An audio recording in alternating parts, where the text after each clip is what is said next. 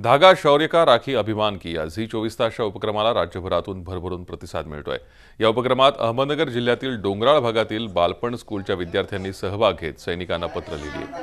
यावेळी विद्यार्थ्यांनी सैनिकांप्रती आपली कृतज्ञता या पत्रातून व्यक्त केली।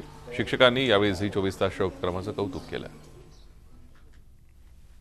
आज आपण आपलं जीवन निष्कर्षपणे जगत आहोत, ते फक्त आपल्या सीमेवर जाणाऱ्या सैनिकांमुळे।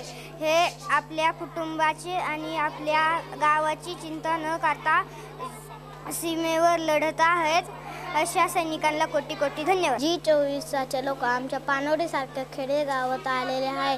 त्यांनी असा पराभव टाकलाय की आमच्या लहान मुलांनी सैनिकापर्यंत पत्र पाठवू शकतो, भावना व्यक्त करू शकतो, म्हणून मी त्यांना पत्रभूमी राखी पाठवत आहे। आमच्या पानोडीसारख्या खेड्यागावामध्ये आज झी न्यूज चॅनल येऊन पोहोचलेले आहे आणि त्यांनी आमच्या मुलांकडनं त्यांनी त्यांना इतकं उत्स्फूर्त करून आज मुलांनी जी पत्र लिहिलेली आहेत सैनिकांना, याचं सगळं श्रेय आज आम्ही झी न्यूजलाच देणार आहोत।